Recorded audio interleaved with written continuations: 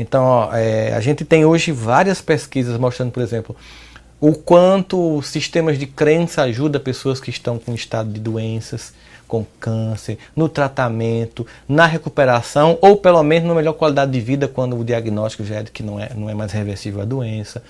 O quanto pessoas que têm um sistema de crença sólido demoram muito mais a vir a morrer, ou têm muito mais resultado no tratamento do que as que não têm nenhum sistema de crença. O que não quer dizer que a pessoa que não acredita em Deus está condenada a não ter capacidades emocionais também de construir em si recursos. Eu queria ouvir também do senhor a sua percepção sobre esse outro lado.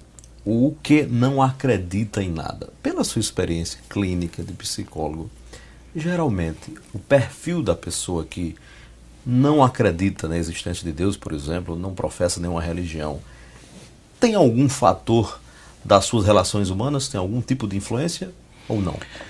Em que sentido tu fala essa influência? Por exemplo,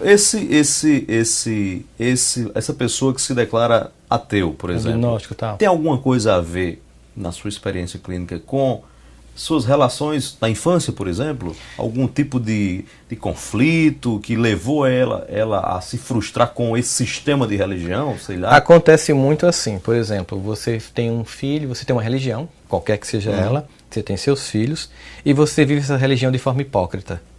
Então, por exemplo, você no final de semana é um cristão do final de semana super comportadinho, mas no cotidiano você é uma pessoa completamente antiética, que desonra, que trai. Então o filho observa aquele comportamento, vê o comportamento de final de semana dos pais e vê a discrepância entre o discurso e a prática. Então eles levam à conclusão de que a religião é uma grande hipocrisia e se afastam.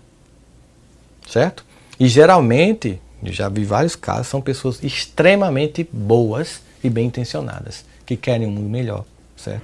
Elas têm uma moralidade muito sólida. Elas podem não ter uma espiritualidade muito sólida.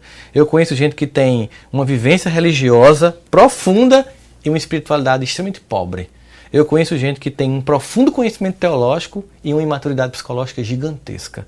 Porque é como se, não necessariamente o profundo conhecimento da espiritualidade, por exemplo, do evangelho, o profundo conhecimento teológico, tal, não necessariamente lhe torna uma pessoa madura na sua vida. Não que esse conhecimento não seja importante, não estou dizendo que é isso. Mas é que eu preciso criar um equilíbrio entre, eu preciso que o que eu conheça gere o mínimo de reciprocidade com o que eu vivencie. Se você for observar, a sociedade hoje está cansando de personagens. Pessoas que vendem uma imagem de equilíbrio, de doçura, de bondade, mas que no bastidor é arrogante, intolerante, prepotente. É preciso que as pessoas guardem alguma coerência entre o discurso e a prática. Então, se você tem uma religião, né, tem gente que vai para a igreja com os filhos e já sai falando de todo mundo. Então, o menino entra no carro e... Quando termina o culto.